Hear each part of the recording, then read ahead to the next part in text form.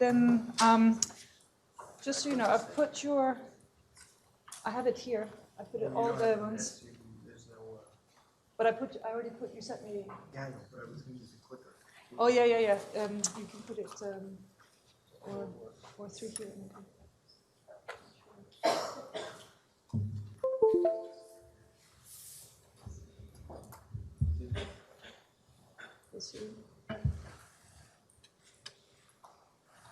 So all of the people's presentations are on their desktop, right? So it works. Okay, it works. Which might be great for You want to others. sit here? I don't know. I want to read what I said. That's fine. To some extent. Okay, good. Okay, good. Welcome to our first panel, which is on autonomy and voice, at least from my point of view, one of the really important topics when we're talking about datafied society in the perspective of communications and law. We will have 3 papers. Each of these papers will have 20 minutes time. And in the end, we will have an overall discussion. First paper is by Turow, who is from Unberg School for Communication at the University of Pennsylvania. And the title of the paper is, as you can see, Voice Marketing and Habituation to the Biometric Age. That's what it was when I first signed up for this. And the thing about legal theory, I have a real question mark. I saw that it has to be legal theory. I'm not Julie Cohen. So I don't know if this is really legal theory, but I think it's a question that hopefully can help repair or inform some aspects of this. And it relates to this project I'm right in the middle of, which has to do with what I call the voice intelligence industry. And if it sounds a bit crude, that's probably because I'm still crude in the middle of it. But at any rate, for today's purpose, the question I'd like to ask is, how do marketers get the public to accept new surveillance technologies? And you know, what goes on? What are the process, the dynamics? And I'm going to be talking about it in terms of the dynamics around what I call the endless cycle of personalization. I'm going to go somewhat fast, and hopefully people will have questions at the end. But I'm going to talk some of these processes, how do marketers get the public to accept, has to do with seductive surveillance and to some extent the creation of ignorance, a bait and switch regarding commercialization, habituation, and sometimes resignation. And I'll talk to some extent about all this stuff. The case study is the emerging voice intelligence industry. What I mean by that is that it's a conglomeration of organizations involved in the extraction of meaning from what people say and how they say it. The speech, the words, but also the voice box, and incredibly how that's being used increasingly. It involves well-known names such as Amazon, Google, and IBM, less well-known names such as Nuance, virtually unknown names such as NICE and Coal Miner. So there's a big ecosystem that's now developing around this. Now, to sort of set the stage of why that's happening, I'm going to give an example very quickly about something that doesn't have to do with voice. A few weeks ago, the New York Times announced that it is going to now use ads, target people based upon their personality, decided by the kinds of articles they read. So based upon what you read, the Times will shoot articles at you in terms of what they think that means about your personality. They will give categories to advertisers about your personality. That hardly got any ripple in anything. It was just in the trade press. But the point that the Times is picking up on is the incredible changes that are happening because of GDPR, the possible California law, and other things, which is really going to privilege first-party data. And the notion that it's going to be harder and harder to get third-party data about people. So more and more advertisers and media companies are figuring out how to husband this stuff in terms of their own data and where to go from there. And I'll talk a little bit more about GDPR, the California law, and that. There were also advertisers that worry about click fraud, ad blocking, and the whole regime that really started with what I call the John Wanamaker lament. I don't know if you've ever heard of this, But the notion is, John Wanamaker, some people say Lord Leverhulme said, I know that 50% of my advertising works, but I don't know which 50%. And the whole history of advertising in the 20th century can be described in terms of trying to repair that problem. And people realize by now that personalization, what you might call personalization 1.0, the stuff we're all used to, doesn't work.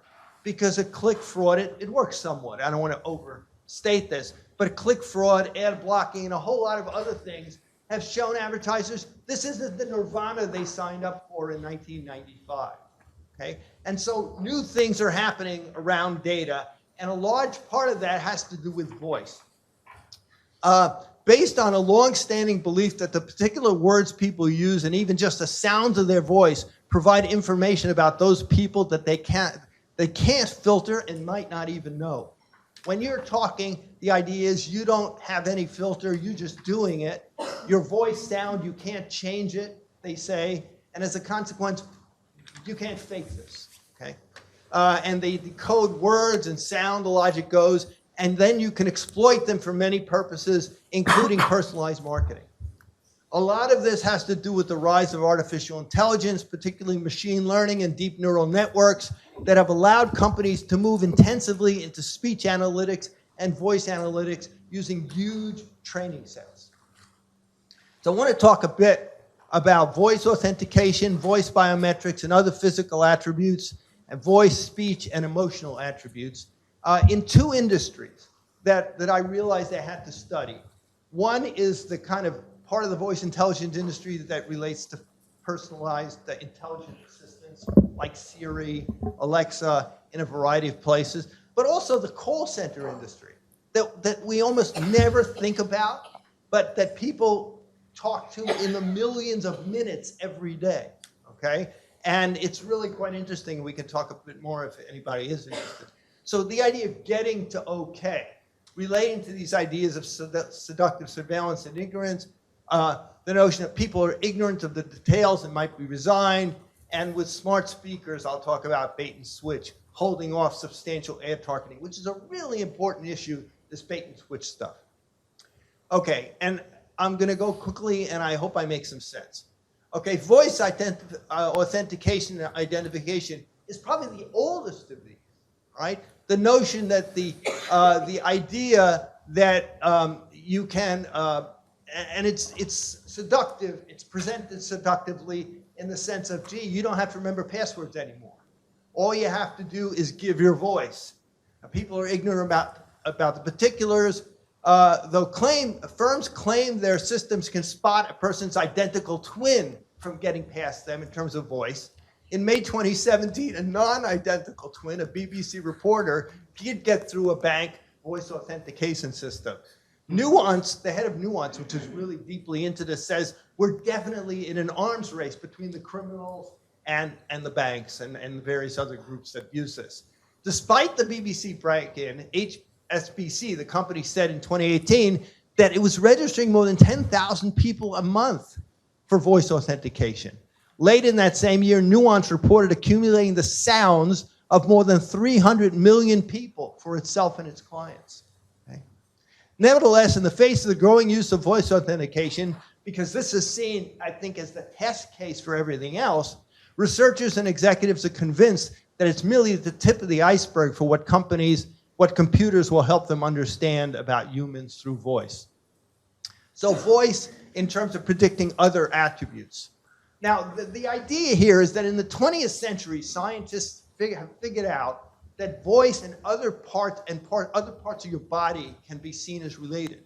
And what they do is they do research to see, do you have an illness? Can you track that particular voice? In the 21st century, more and more people are beginning to say, hey, we can use these training sets and use our various forms of artificial intelligence to automate the connection between an individual's sound and a person's characteristics. And a person who does this very seriously is a woman named Rita Singh at Carnegie Mellon, who just finished a book on the subject, and she literally believes, very seriously in terms of this, that anything that touches your voice box can be predicted through your voice. So that your weight, your age, whether, believe it or not, there is a relationship between taking birth control pills and your voice. Within 2 weeks, they supposedly can say this. And so it is the idea, there's a company called Beyond Verbal that's noting disease by voice, chronic disease. They're trying to monetize this. They're in a phase of collecting money. They've been around for since 2012 and using smartphone apps to try to get to your health provider based upon whether some incipient chronic disease is happening. It's, as I say, seductive and legitimated by physicians, this is, and it may give legitimacy to other voice predictions. Contact centers, which is a big deal. Surreptitious use of voice for speech. I asked somebody I was talking to who works for a contact center, he says, don't they have to tell you? He says they do. They say you may be recorded for quality purposes. Okay? And in this example, the customer's calling, she says, I'm so frustrated, I don't know how much longer I can distance a video. I can deal with how I'm treated by your company. So using the words automatically, in this case, they don't use the voice, they use the words through various training sets. The computer says to the agent, this is a platinum customer, risk of customer churn. You are authorized to offer a $200 credit. And this goes on all the time, every day, in a variety of ways. This is a patent. I've been trolling through large numbers of patents to try to understand how the intelligent assistant business is working. And I've been looking at Amazon and Google and nuance patents and others. This is from Amazon. They got the patent in last October. It's a very interesting, again, seductive surveillance, and I'll talk about bait and switch in a bit. But the woman comes into the house and she says, Alexa, I'm hungry. And Alexa says, well, do you want some chicken soup? You sound like you're sick. Because they say they can now discern by your voice whether you're sick or not. And she says, okay. She says, no thanks. And then Alexa says, I can find you something else. By the way, would you like to order cough drops with 1 hour delivery? And she says, seduced by it, that would be awesome. Thanks for asking. No problem. I'll email you an order confirmation. This notion of getting so used to the idea that your voice is a kind of vehicle, a signal for good things, shows up in this discussion with the head of Factiva, which is an MIT branched off company that is trying to do this stuff. The head of it talked about her 14-year-old girl, and she said, if she gets a personal assistant now, when she's 30 years old, that assistant will know her really well, and it will have a ton of data about my daughter. If it could know her baseline, and she'd be able to flag if Jana's feeling really down or fatigued or stressed. And I imagine there's good to be had from leveraging that data to flag mental health problems early on and get the right support for people. Factiva is involved in creating software now. They haven't quite sold it to a company yet, which while you're driving will tell the voice assistants and others what your emotions are like, and get, if they think that you're a problem, they'll stop the car or tell you to stop the car. There are other socio-political factors aside from the kind of things I've been talking about very briefly, possibly with Illinois exception though. Voice profiling is legal in the public sphere. You could walk down the street, somebody could capture your voice, identify who you are, and use it, okay? And given what people can learn, if it's true or believe they can learn from your voice, this can have very interesting implications. The other thing we could talk about is the notion of legitimate interest, which is in GDPR. A lot of companies in Europe are beginning to use that as an excuse for collecting data, making believe it's part of their legitimate interests. And I think it's a way to try to get around the GDPR. Even the Interactive Advertising Bureau in Europe has been using this claim. Now, why should we care about this particular thing? First of all, as Rita Singh talked about with me, the ease of AI, you can just have these programs now do any kind of artificial intelligence. It's garbage in, garbage out. You know, a lot of times we shouldn't believe this stuff. And the training sets and all of that people have written can cause problems.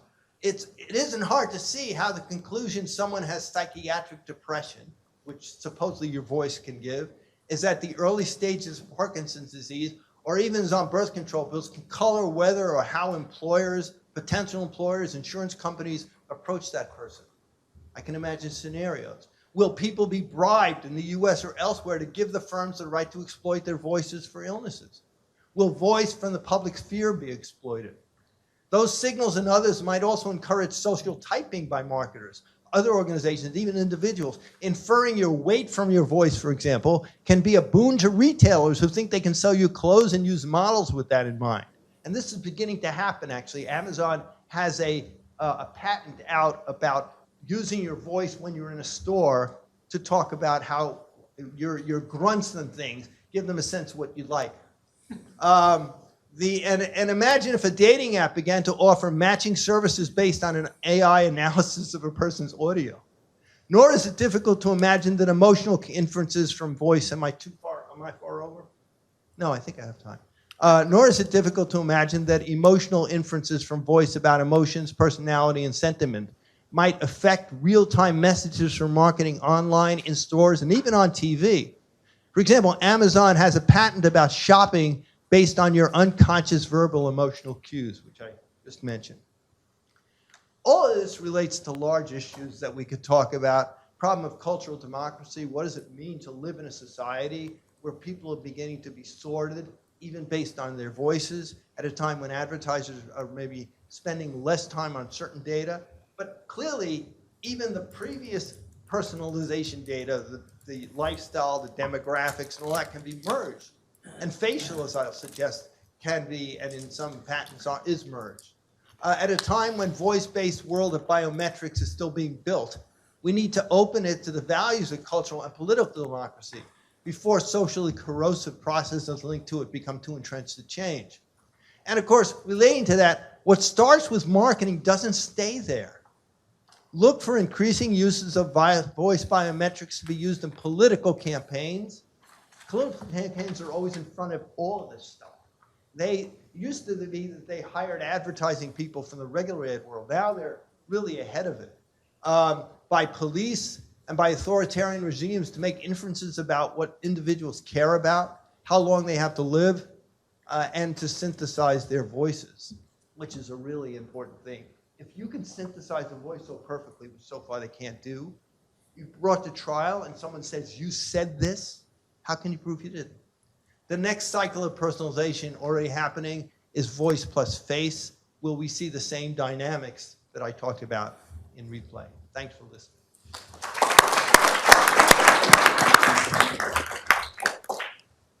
Okay, thank you very much.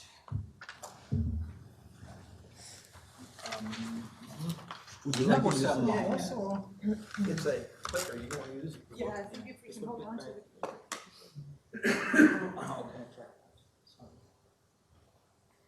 So the next one will be, is it Usha or It's Usha. Yeah.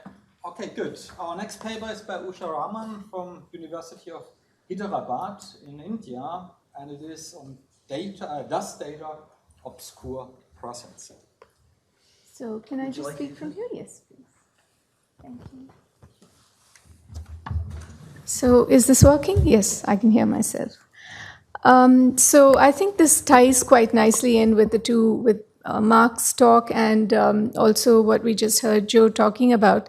Although when I saw my name in between the two others, I said, well, this really sticks out and doesn't really fit. But I think we're going to see through the morning that what we thought of as rather disparate ideas actually do come along a continuum. So what I'm going to talk about and what my interest has been is in looking at what happens in the clinic, specifically in the patient-physician encounter, and how datafication in the clinic tends to remove the importance of the proximal and the embodied and relies increasingly on a distantly generated database. One cannot argue with the fact that patient data drawn from many sources is an undeniably useful mediator between the clinician and patient. But this layer can also obscure and potentially diminish attention to embodied presence and the subjective cues that a patient may communicate and the doctor may discern. How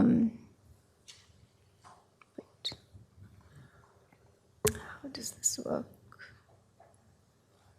I think the other way around. Oh, okay. This side. Sorry, yeah. Yes, so this is something I've used before and I've been trying to add to. So I see the patient and clinician as existing within this matrix of information. And there are many ways in which the physician understands the patient through medical data as well as non-medical data, social and economic data. So one of the doctors I spoke to, for instance, described several possible ways in which an early encounter may unfold in the clinic in a tertiary center. A first-time patient narrates a history which may vary in detail depending on the level of reflection, memory, and articulation. Accompanying caregivers add information that is one step removed from experience, but based on quite an engaged observation. The clinic undertakes some basic measurements, blood pressure, weight, etc., that are usually a paramedic undertakes. The physician then asks for more tests that offer more data points that allow her to fill out the outline, look inside the body and probe its secrets in the hope that it will tell a story that is more dependable than what the patient provides. Then the experienced doctor calls upon years of experience to bear upon the present case, while also drawing on a distant library of collective wisdom amassed through clinical trials, and I think this is where the datafication comes in, experiments, observations, and their meta-analyses. In the series of abstractions, the patient and the materiality of her subjective experience and being becomes an object of analysis situated within a matrix of information. John Cheney-Leopold speaks of the measurable type, algorithmic caricatures that mediate and even form individual digital identity. Medical science, of course, for years has relied on this measurable type, making the argument of efficiency, and this is often confounded with efficacy. But the intensification of measurement and its penetration into more and more layers of the body allows an even greater level of abstraction, a distancing from experience, and a further separation of the physical and what one might only partially describe as the psychological. From basic to complex, the very construction of normal and abnormal depends on a mass of data gathered from disparate ideal types, whose measurements have been plotted on a curve that defines deviance and its opposite. In fact, Cheney-Leopold's measurable type appropriates Max Weber's concept of the sociological ideal type, and medical science is based on first defining and then addressing deviations from the ideal. But to paraphrase Cheney-Leopold again, and I quote, "When we, in relation to such an ideal type, are made of data, we are not just represented, but also regulated by data." So just to give you a slightly broader context, we have in what is called the bioeconomy various kinds of data, and I think all of these come to bear upon the clinical encounter. So we have health records that are often connected across healthcare providers. We have material data that comes from imaging and various other measurement devices. And we have payee records, that's the economic and the capability of the person to pay and so on. We also have this, distant data from pharmaceutical companies, clinical trials, and then of course wearables. And that's a completely, it's a whole world on its own. And I think all of this data brings new understandings about the nature of knowledge, about our bodies, as well as, gives us ways to use big data. And very often there are issues of false positives, and I'll talk a little bit about that later. And, I think we cannot have a conference without invoking Foucault in some way or another. And I think the first talk by Mark really used Foucault very evocatively. And this is something that I think underpins what I'm interested in. The clinic no longer has simply to read the visible, it has to discover its secrets.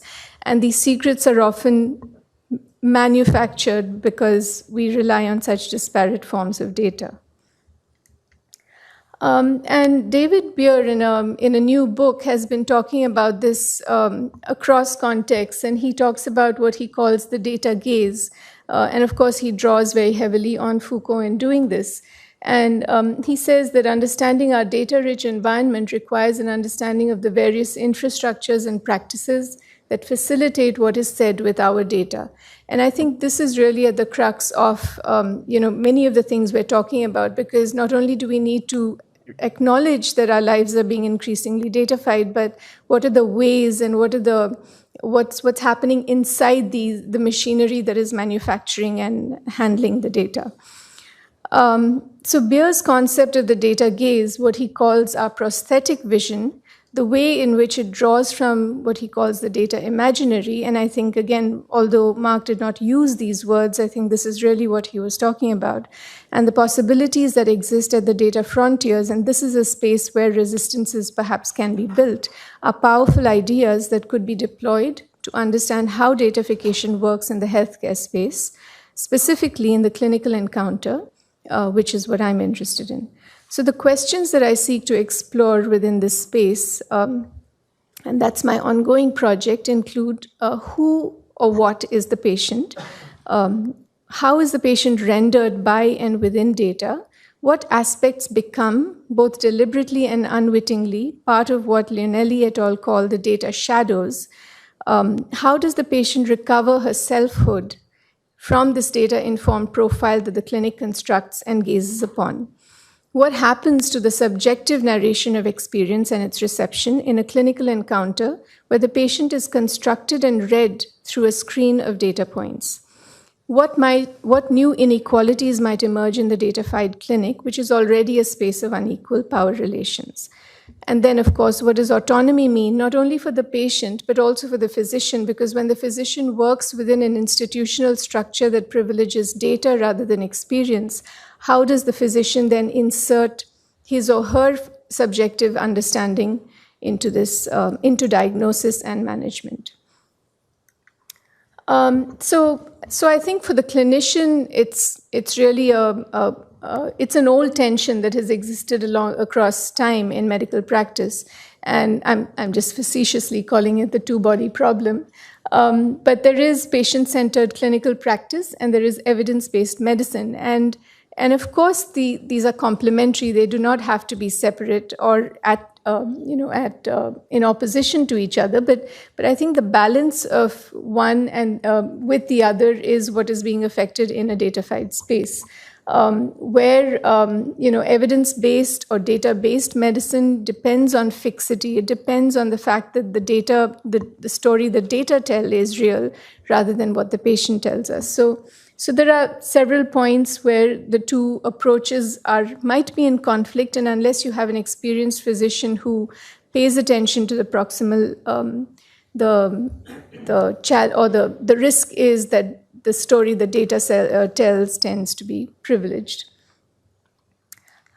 So what I've been doing is talking to patients, people with chronic illnesses primarily, and also those who manage chronic conditions, because these are the spaces where I think clinicians are constantly going between data and experience. And other than clinicians who have a lot of experience, the privileging tends to be with the data.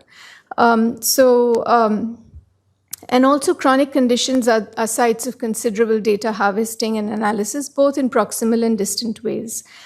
So these are some of the things that a few of the patients I spoke to have talked about. So attitudes seem to veer from a need to privilege narratives of experience to a complete trust in scientific evidence, reflecting the long-standing tension between experience and evidence in medical practice. While these may be attitudes that have existed over time, They resonate differently in an era where patient information precedes and often supersedes the patient herself as a culturally, socially, and emotionally situated individual.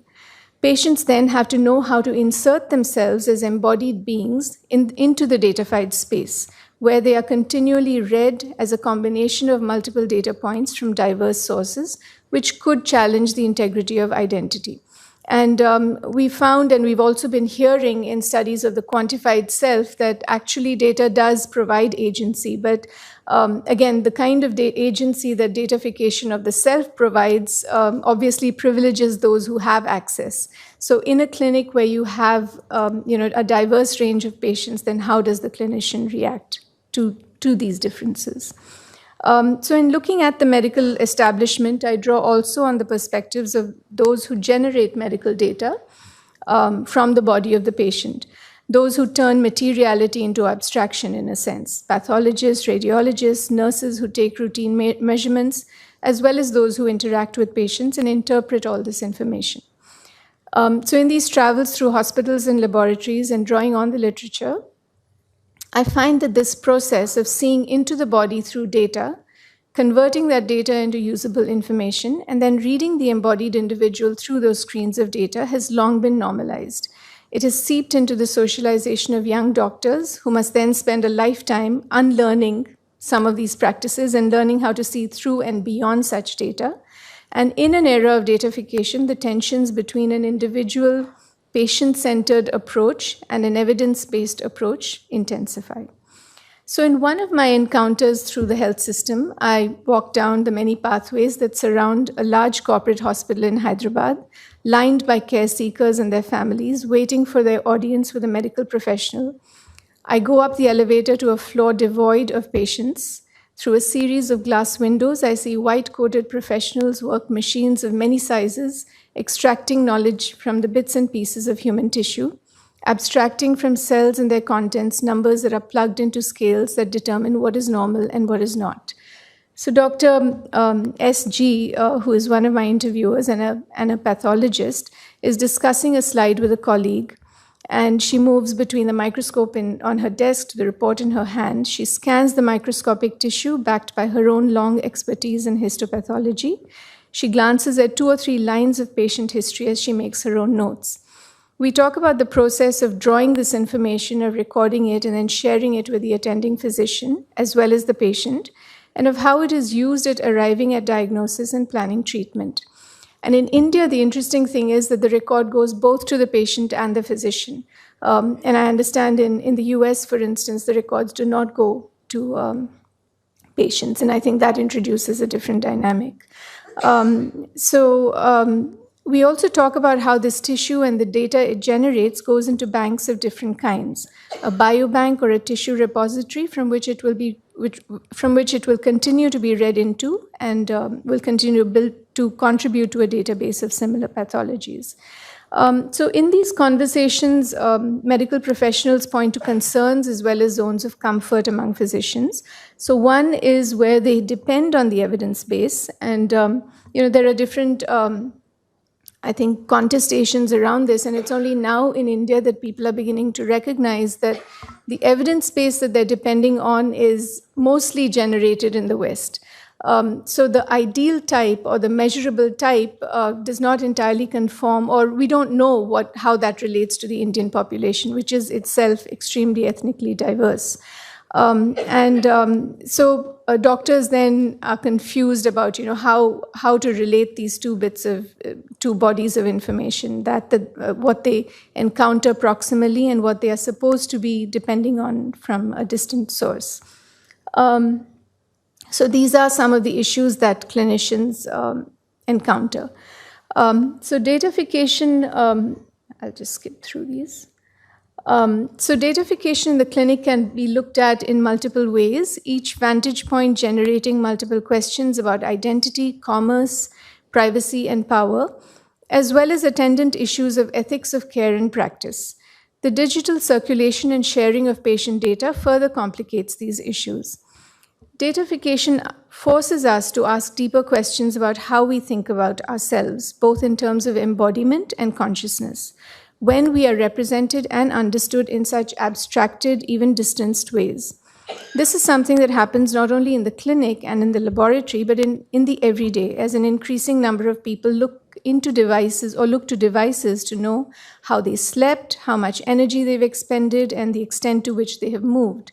The numbers on their wearable trackers are no longer confirmatory, but constructive of a sense of well or ill-being. And Nick Couldry, along with others, has noted in relation to the use of network tracking devices that, and I quote, installing automated surveillance into the space of the self, we risk losing the very thing that constitutes us as selves at all. That is, the open-ended space where we continuously transform over time. What needs defending is not individualistic self-rule, but rather the minimal, socially grounded integrity of the self, without which we do not recognize ourselves and others as selves at all, end quote. And others have called for a more sophisticated and grounded account of the role of data in practices of knowing, and I think practices of knowing in the clinic are particularly important. So some of the issues that arise when we think about data in the clinic, I've listed there, and I think this is something that ethics committees particularly need to pay attention to. And I sit on a few different ethics committees of hospitals, and it's clear that at least in India, there's very little understanding of what it means when patient data is used, and how it is generated and analyzed, and what the social implications of these issues are. So I think just a few sites of possible data resistance. I think it's important that we learn how to work with, within, and in opposition to datafication and data regimes in the clinic. And there are ways to do that. And I think right now, the medical establishment in India, which I'm familiar with, has very little consciousness of the role of individual practitioners and hospital systems in this whole context.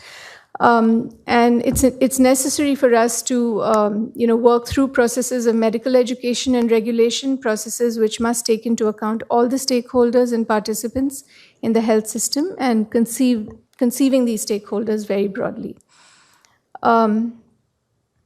So we need to recognize the tensions between the datafication of the body and lived and narrated experience. We need to understand that datafication impacts the autonomy both of physician and patient. I think we tend to focus more on the patient end, but I think physician autonomy is also compromised. It frames and even forces decision-making in specific ways, depending on organizational structure and processes. And I think the idea of framelessness that Mark spoke about this morning is particularly important in health. Patients and providers need to be able to negotiate the boundaries between data and experience, retaining the ability to traverse data frontiers in ways that makes room for the elements of the embodied self that might escape datafication. So I'll stop there, and I think these are some of the questions that I'd like to pursue as I take this work forward. Thank you.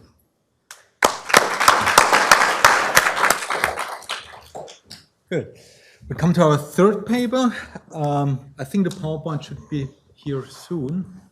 Okay, which is by Alan Goodman from Rutgers Law School, and is about cognitive friction by regulation. Okay, so that I've also changed my. Okay, good. Well, okay. So really great to be here. So I do media and telecoms law and policy. And it feels these days, and I guess I'm here to report to you from the policy trenches about sort of what's happening around platform regulation and how I feel about it. And I want to conclude kind of with a question that I have.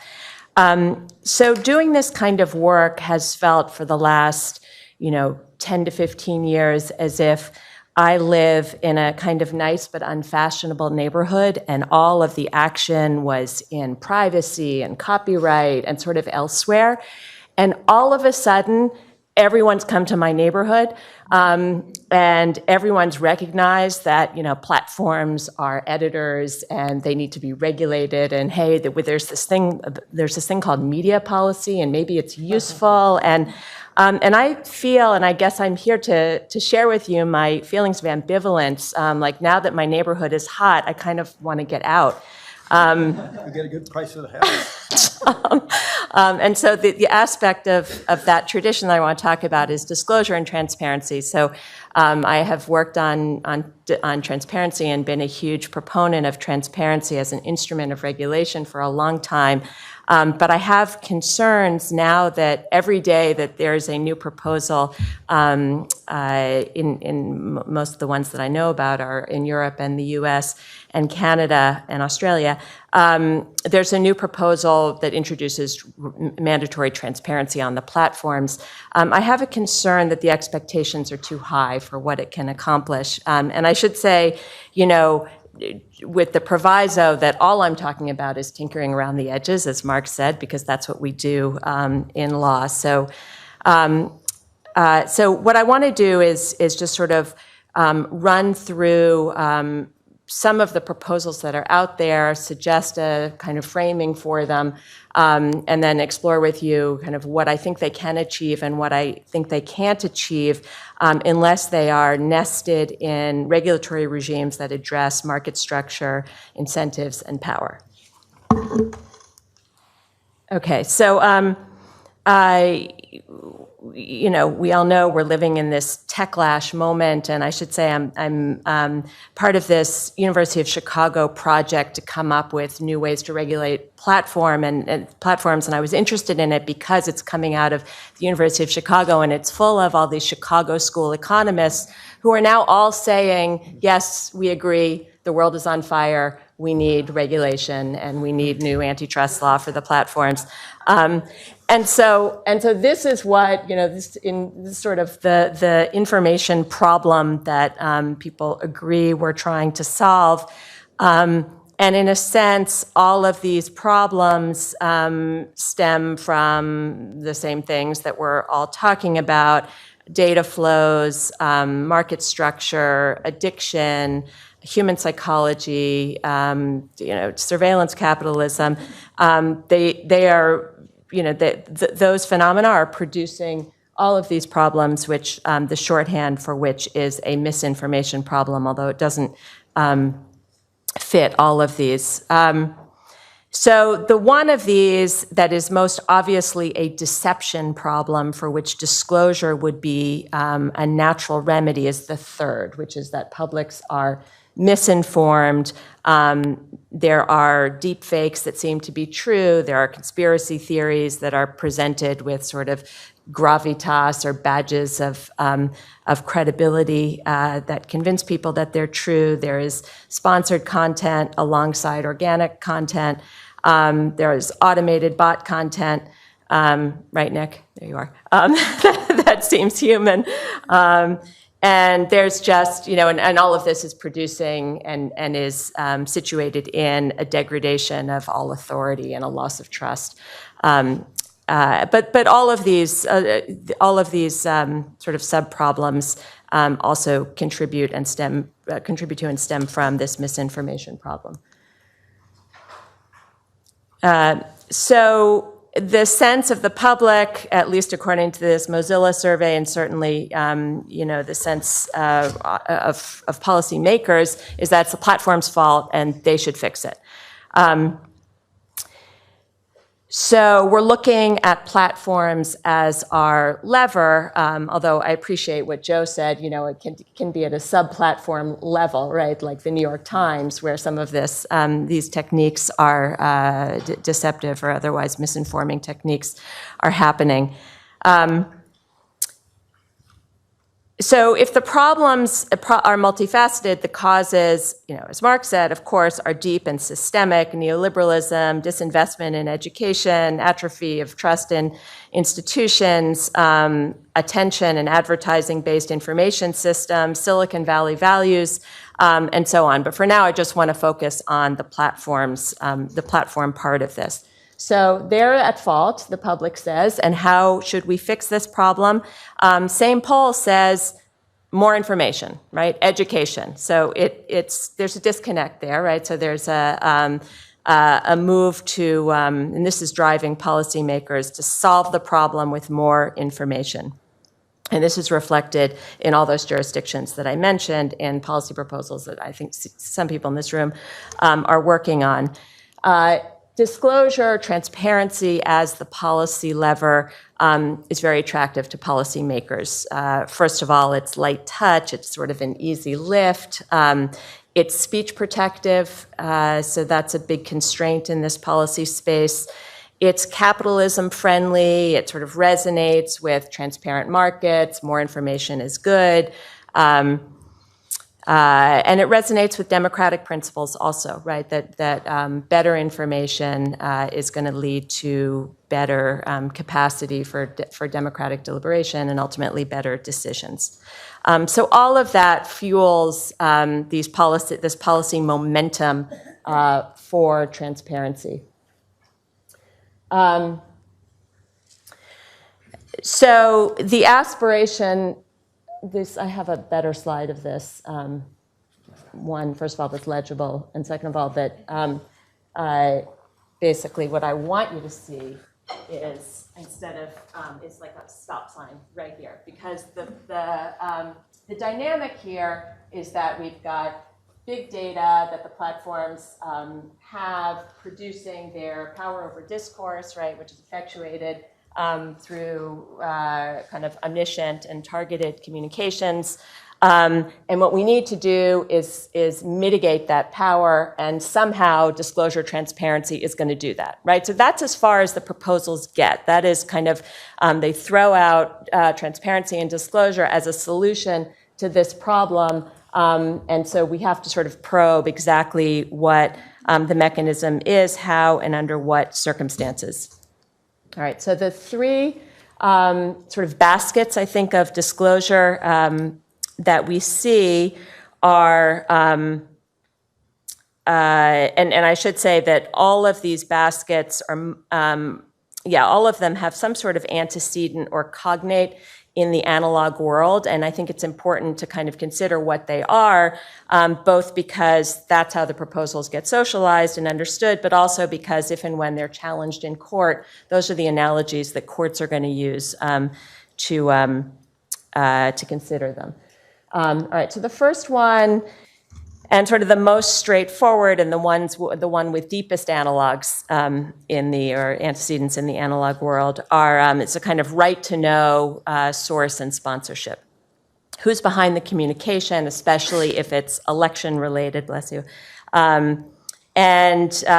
So, examples of this are this Honest Ads Act, which is stalled in the US, the Bot Labeling Act, which did pass in California, and there's one that's stalled at the federal level. And there are equivalents to this also in the European jurisdictions. So this is a tried and true regulation that we've always had in electronic media. And so the idea here is just extend it. This is very much low-hanging fruit. Just extend this to the internet world, where it always should have applied, but there was this kind of internet exceptionalism ideology that exempted it. And then this kind of source and sponsorship disclosure idea is extended in some proposals to apply to all advertising, maybe all accounts, depending on the jurisdiction. The more ambitious and more novel proposals are part of the algorithmic transparency movement. So in the context of platforms, the idea, and the most recent French proposal calls this algorithmic ordering, that we need more transparency, essentially about the black box. It's not quite clear how this would work. Now, one possibility is that it would be a sort of, direct-to-consumer point of purchase disclosure, which the research suggests is the most effective kind of disclosure. So this is what Facebook is doing voluntarily. Why am I seeing this post, or why am I seeing this is the post, the other one was the ad, and just sort of connecting the data in a crude way to showing you why you're seeing that. So that's one possibility. Other possibilities are, I'll just give you a couple of these. Senator Warner, in his white paper, has proposed that one way to do this would be to give insight into the algorithm. You've got to provide insight into the audience, right? So we constitute ourselves as part of an audience. What's the cognate to that in the analog world? Well, you didn't need one. You didn't need to regulate it, right? It was a function of geographic reach and sort of market structure and physical instantiation. You knew what audience, and one-to-many kind of technologies, you knew who you were an audience with. So Warner suggests we need to sort of recreate that. It's not clear how you could represent that. And then, sort of all the proposals talk about this third one on this list, which is we need more granular transparency about how platforms are enforcing their terms of service or otherwise moderating content, and presumably that would not be a direct-to-consumer sort of the disclosure, but would be in some sort of report for experts or intermediaries.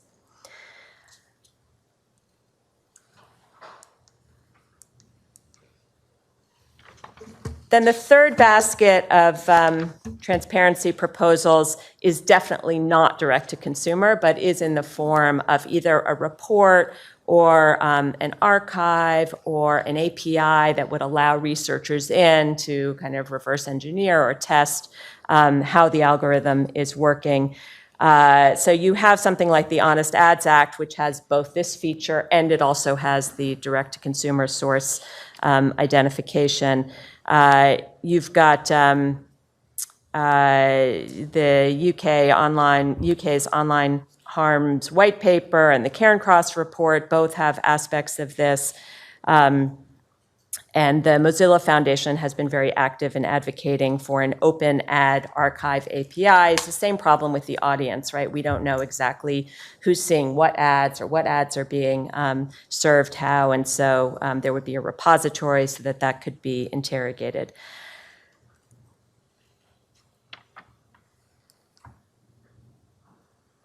Okay, so let's just move to, those are the proposals. Some go direct to consumers, some get aggregated and are really there for intermediaries.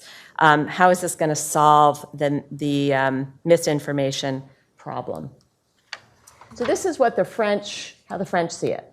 And it's a little bit opaque, so I've underlined all the times they reference transparency. It's a lot. It's a huge part of the Macron plan for platform regulation. But what it seems to add up to is that transparency essentially informs policy, right? So the audience for transparency is sort of principally policymakers who then use it, and I guess down the line enact more regulation. Let me share with you kind of the possibilities I see for what the mechanisms are. So this is really the nexus between transparency and accountability. How do we turn transparency into accountability? So really, I wish I'd put the third one first, because that's the most straightforward and intuitive one, right? Especially about the disclosures that go directly to users, readers. It's that you create information literacy. Right, so this is the one that's most rooted in theories of autonomy. People have a right to know who's speaking to them so that they can erect cognitive defenses, they can contextualize the information, and they can understand it. And that, the only thing that really assumes is that they're paying attention and care and want to do that, to sort of take on that cognitive load and have the ability to do it.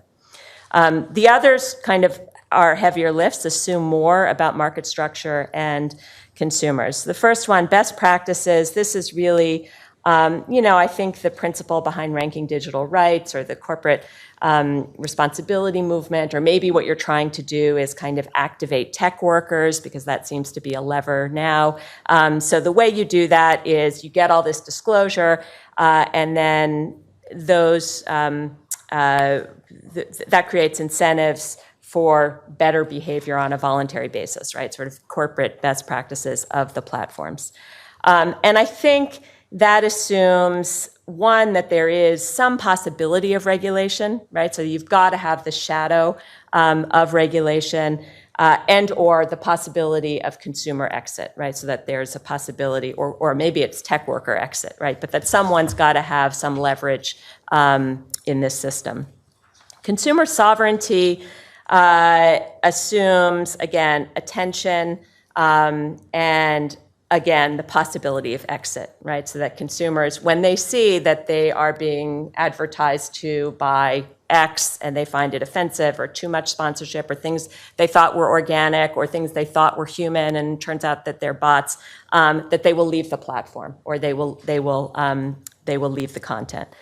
And then the last one, public governance, which is, I think, the Macron view, is that what you're going to get from all this transparency is this evidence-based governmental intervention through antitrust or regulation, because now we know, now we understand the market better and the data flows, the information flows.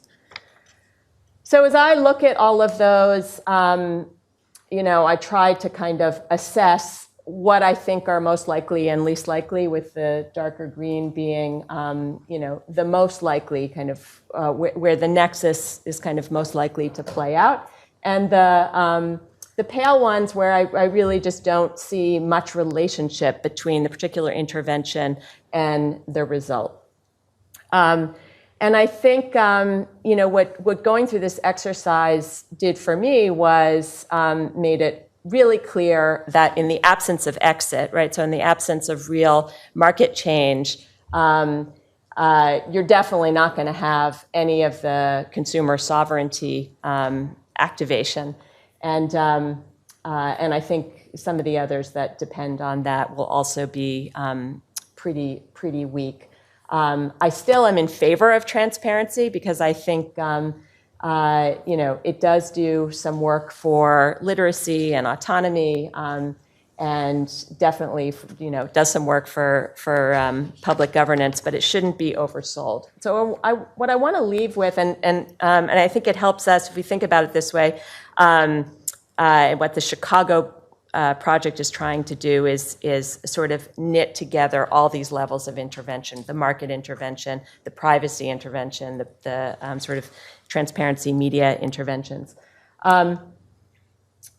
What I'm working on, and I'd leave this only as a question, this was going to be the topic of my talk, but I didn't get there. But I'm hoping later in the day, some of you might have thoughts for me, is I'm thinking about this now as kind of a different, having a different value. Disclosure, not so much as kind of creating this nexus between intervention and goal, but just as like throwing a wrench in the wheels, right? Like just as some sort of friction in the way of this sort of slow design principles of slow food, and that you want disclosure. Even if maybe even having to, do you really want to see this ad? Yes, I really want to see it. Just to sort of slow things down until we can see what's going on here.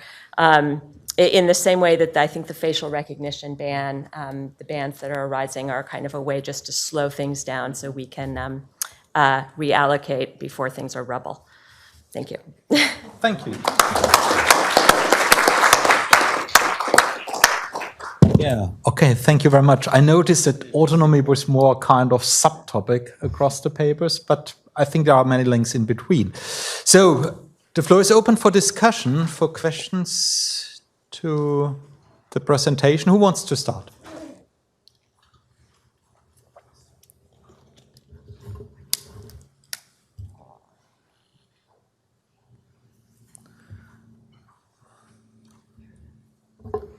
Thank you very. Oh, is this on? Again, yeah, it is. Okay. I could ask questions to everybody, but I'm going to start with Joe because we live in the same sort of world. One of the articles I actually read on the way down here was an article about people buying drunk. And evidently 86% of people buy drunk online. So I'm curious as to whether or not that was something you looked at or something that came up, but it seems to me to be a prime opportunity for marketers to be taking advantage of people within the context of the voice. That's fascinating. The other thing that I was curious about, because primarily what you were talking about was from the consumer perspective, but what I've been hearing about more and more from the corporate side is that companies are trying to figure out what their brand voice will be, right? So now that depending upon who you ask, either 30 to 50% of all searches will be voiced by next year. Companies are trying to figure out what their brand voice was going to be. So I was just curious as to whether or not that was something you looked at too. In everything I read, I never heard anybody say anything about slurring words and drunk. Not that wouldn't be a good idea for them, but it's an interesting thing. You're right. First of all, I wanted to say, I didn't get a chance, I didn't come up with the phrase seductive surveillance. There's a person who did a dissertation a couple of years ago named Penelope Treveneux did, and that just to set that straight. It's an interesting dissertation. The business of voice in the not generally sense of brand voice as a kind of metaphor, but literally the voice of a brand is very interesting. And Google and Amazon are actually allowing companies to have sorted voices, not sordid, but sorted voices. So Amazon has a subsidiary or a division called Poly, oddly enough, because a lot of people are upset about the voices, names being female. But it's called Poly because it means many, but it's still a woman's voice. And what they do is they allow companies to decide how they want to approach people based on various voices. This is a major issue in the advertising industry. And the one thing I'll say very briefly, which I didn't get a chance to go after here, the bait and switch stuff. The notion of bait and switch is Amazon and Google are still not really using advertising very much and targeting very much based on this stuff in their assistants and in their speakers and stuff. Once they're going to do what I would suspect what Facebook has done, and this has become the norm, start off by not having many ads or no ads at all, and then when you get an incredible number of people, switch on your advertising program. And advertisers are going through the throes of worrying about this right now, worrying about their voice, and the question of will they switch it on, how will they switch it on is still a big question mark. Yeah. Yeah, I have a question for Joseph and Usha. Of course, Joseph, I do see that, voice recognition is omnipresent, particularly, stats like, half the searches are going to be voice modulated, etc. On the other hand, you see, if you look at it in a global perspective, African languages and accents are really serving as a barrier because much of it is not datafied, and it requires about 100,000 hours of, say, Swahili language in order to even operate this. And I'm curious, because of the legal panel, is how do you see, especially with GDPR, like becoming not just a golden standard, but a global standard, it becoming applied to these contexts, and then basically it sort of reframes and continues to exclude them because they're obviously not going to be populating them, these languages, because it doesn't exist as a database as yet as much.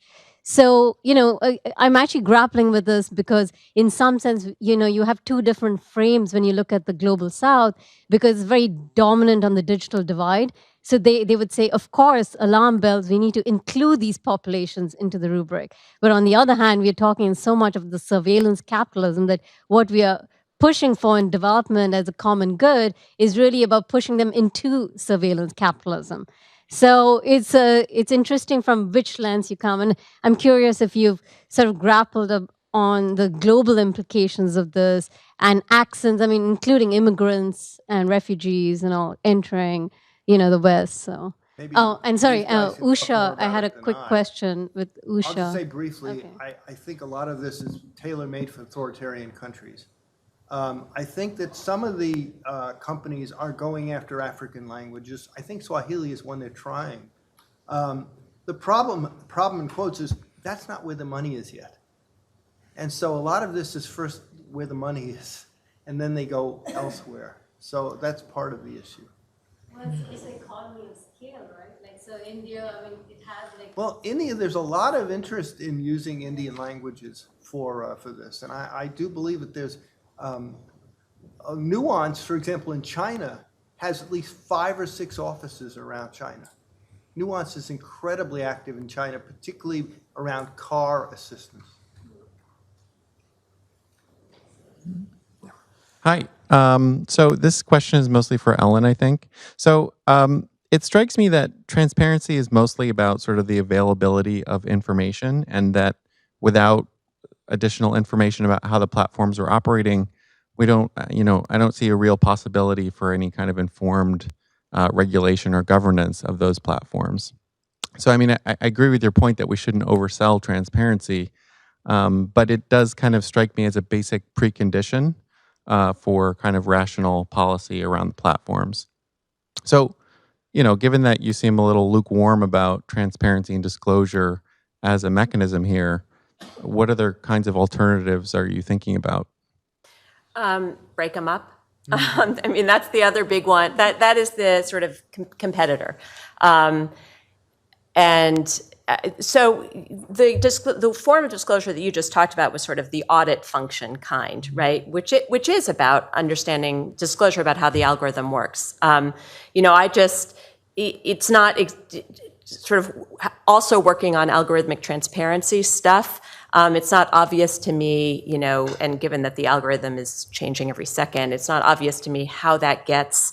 There's a mismatch between the disclosure proposals and the kind of access data that would be useful to really render that comprehensible. So I'm in favor of that as on principle. I'm not sure that the proposals we have get there, but I think the market, the sort of much more sledgehammery, heavy-handed breakup market change is the alternative. Yeah, I think we should chat more about it. I mean, I think there might be some opportunities to really move toward a more of a design engineering approach to figuring out, how to do algorithmic transparency in a way that can be effective for informing policy. Yeah, that'd be great. Natalie. I don't know who was who. I think the I'll come order back to you, was... Jack. Keeping me fit. Well, as far as I saw it... Jack has come the furthest way here. Yeah, okay, good. That's right. So I have something provoked by Joe's talk, but I think applies to everybody and probably everybody in the room, where I really appreciate that you opened with the fact that ad tech is interested in voice, partly because a lot of earlier interventions don't seem to work or have stopped working. So I guess my question is for us as like social theorists is like, what do we do if a lot of the stuff that we look at doesn't work on its own terms? Obviously, you can have other effects of like arbitrary violence that come from the effect that it, stumbles and malfunctions all the time. But it seems like a lot of our social theory is more like, I said on Twitter, like more Orwell than like Kafka. Like it seems like it's all bumbling around and not doing quite well. And so I wanted to ask for you guys, either as theorists or as regulators, like what do you do when it's not cleanly functioning? It just seems to break constantly.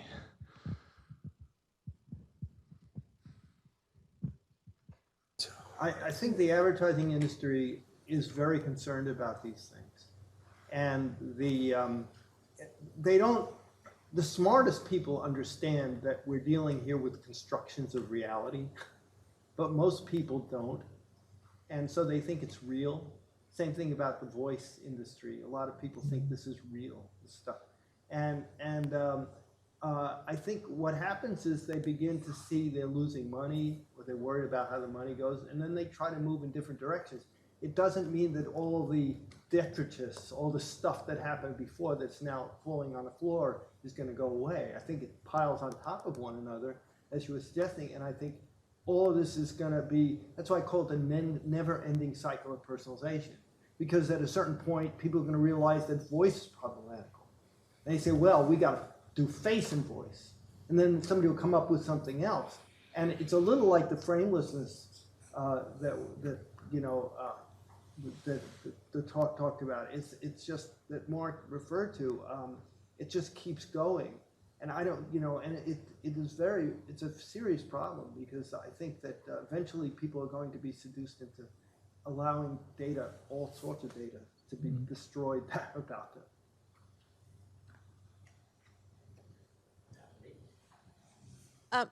Maybe very briefly back to the transparency discussion, and I do admit that I have been very critical about transparency in the past, but I also think that as a society we simply cannot afford not to have transparency. And I think, and this is probably more a remark than a really question, I think transparency is also one of those topics which fits perfectly into the setting. Because what we really want to, what you are looking to, and what you are also interested in, is how can we transparency make it work? So what are the conditions to make it work, and where are the limits? So I think instead of having general discussions, should we have not or not, I think we should move up to the next stage, and maybe also look what happens with the information afterwards. Who's using it? Who's bringing it into action? Under which circumstances? How can we promote it? Is there a role for law to make transparency actionable? So I think I'm hoping that that you're kicking the ball into ICA and let it roll, and because I think it's the combination between communication science and law and normative issues can be very powerful to actually make transparency really work. Yeah. Who thought that I ever make a passionate statement for transparency? Can I ask Ellen a question about this? Do these guys define Yeah. Nick? Well, I'll throw in my question a bit later. Okay. Mine's a quick follow-on to Natalie and to So I just I've never quite fully understood the argument about antitrust. I understand the argument from some perspective, right? There's a bunch of reasons where we might want to look at antitrust as a way to deal with a bunch of these issues. But there's a fair number of them where it's not at all clear to me that simply breaking up the company actually deals with the problem. And in fact, what I often worry about, and I'd love to hear your response, is that by doing that, we actually can make it much more difficult to effectively deal with those problems, because the centralization of a bunch of this means that there is like a small set of companies that can effectively, maybe to some extent, impose standardized policies, and we can have some transparency around those policies. Whereas like a much more fragmented market with many diverse players, it's potentially much more difficult to actually deal with this stuff. So I'm just kind of curious what your theory here is here for how antitrust can be a mechanism to deal with these diverse problems.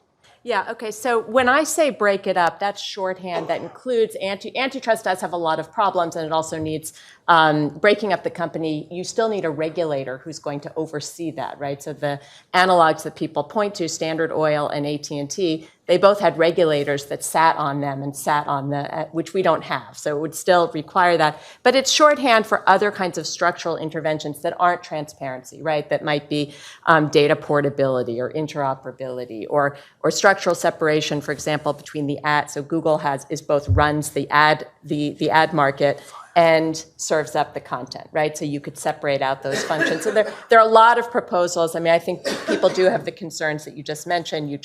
First of all, these businesses tend to, you just have a new monopoly reemerge, right? Because of the network effects and returns to scale and all of that. So I think it's a whole family of structural interventions that are often opposed to transparency. But I think Natalie's point is that, you need to borrow from some of those things to make transparency effective. And then we need the communication science to do the same way that, we worked on cigarette labels, right? Or nutrition labels. Like, what is the most effective presentation of information to make it actionable? Thank you for a wonderful panel. Can you hear me? Okay, yeah.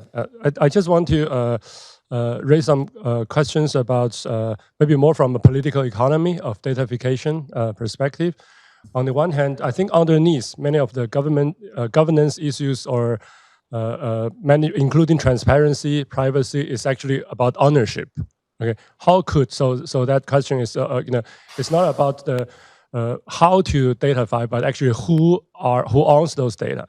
Okay, and could there be non-corporate, okay, or could existing corporate ownership be embedded into existing okay, democratic, okay, national or subnational or transnational, okay, structures of owning those data.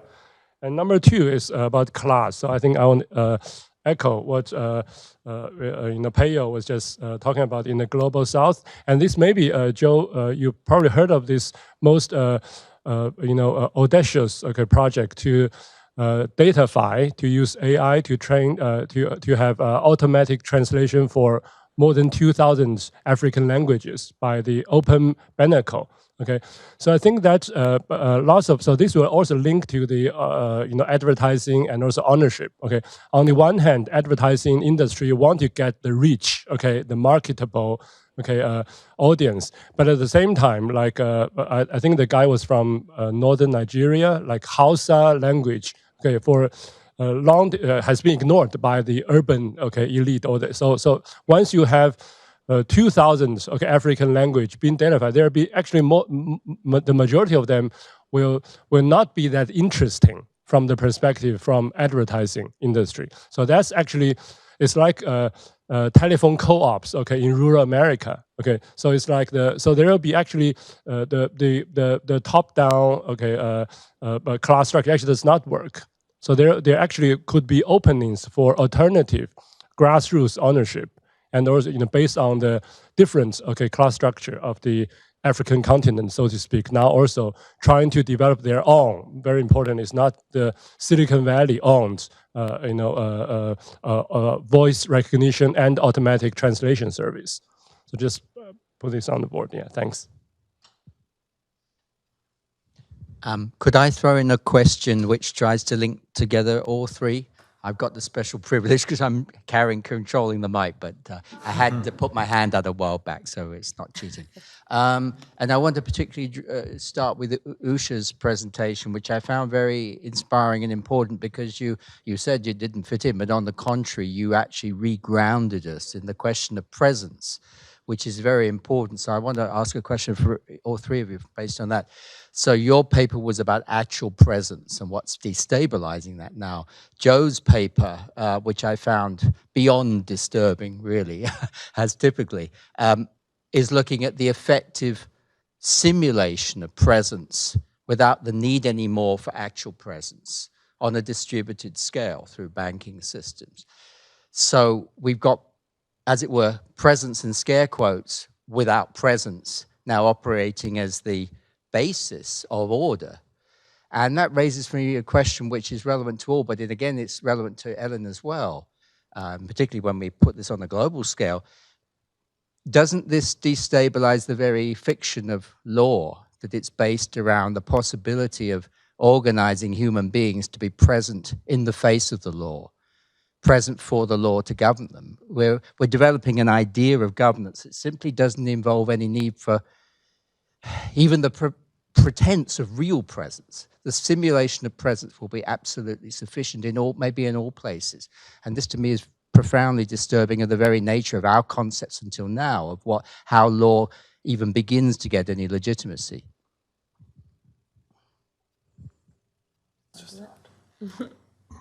Well, the first thing that came to mind was Ready Player One. But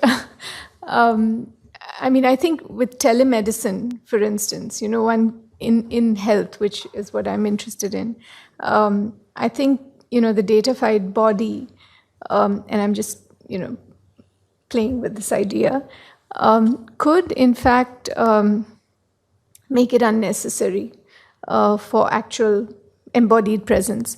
But then, and I was thinking about this as the others were speaking, what if, if one brought in ideas of transparency, of understanding how the data was put together? Could we have, for instance, someone look at their datafied presence and say, okay, how does this compare with how I understand myself? And they have control over how that datafied presence is presented, so to speak. And how does law then intervene in this? I think those are just questions one can play with.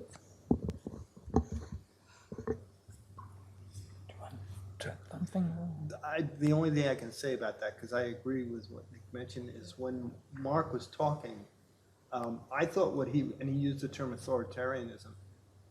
to my mind, what he was describing was a modern form of fascism.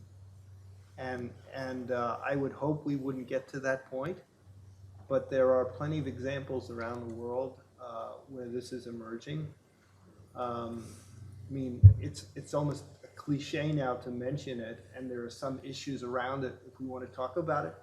But the idea of the social credit system in China has many of these issues, and if you add voice to that, that will raise other things.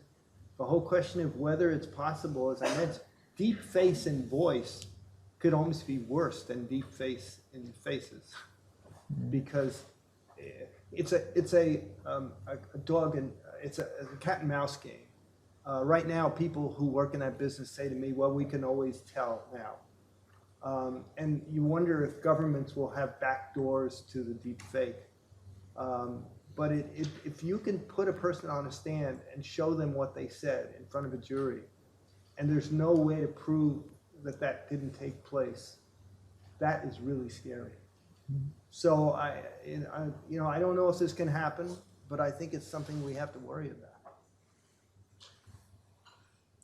I mean, it would require some more reflection. It's such a good and deep question, but I just, one reaction I do have, and I think this ties together your comment about data ownership and also your comment about, this paradox between data inclusion and sort of data resistance and law is, I mean, the whole question about whether you can have law just based on probabilities and lack of presence, which is kind of where we're headed. But I also think sort of what possibilities does law leave for resistance? So whether it's a cooperative platform that you want to own your own data and you want to own your own, platforms and you want a data dividend or however it's organized, can you interconnect when you want to? Can you show your face, show your voice when you want to, and mask it when you don't? And does the law afford for that kind of purchase? Yeah, I think so.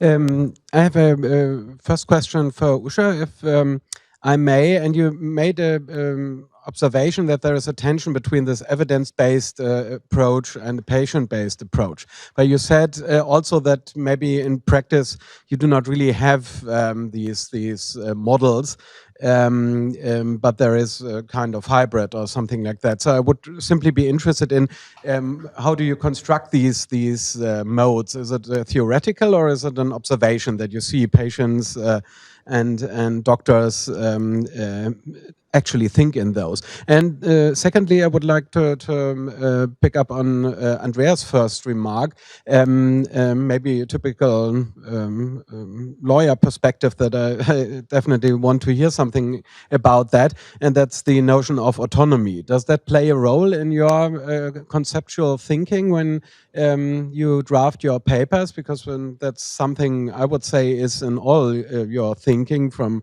my perspective, but does it really play a role? Do you have a concept? How do you frame autonomy? If you give me just some ideas on that, that would be terrific. Thanks much. Okay. Thomas? Yeah. Yeah, I just want to continue along the same line as Nick opened up. So,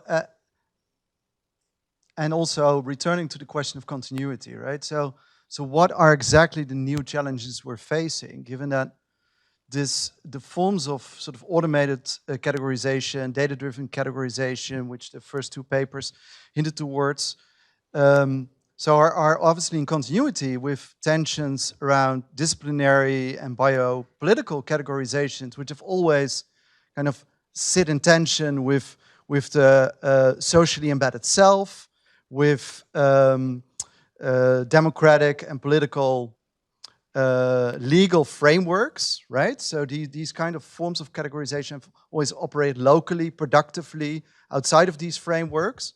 And the challenge had been, for, I guess, the 20th century, late 19th century, to open up these socio-technical systems to to occasions for democracy, right? And for civic engagement. And that's been an ongoing challenge, right? And I think Latour's work, for example, speaks very much to that. Sort of these questions of democracy beyond, right? Beyond the legal and democratic system which is in place. So my question is really, so what is new here? And of course, we have some suggestions about things which are new and different from the previous challenge. And to what extent are these, is this a continuity of earlier challenges? Okay, good. Maybe one final round. We have to stop around 11 I'll o'clock. say, to my mind, I mean, there's a lot of things, simply the use of biometrics in a variety of ways, I think, is what is new. What I worry about, not just you can change your password. You can't change your voice. You know, you can, what? You could.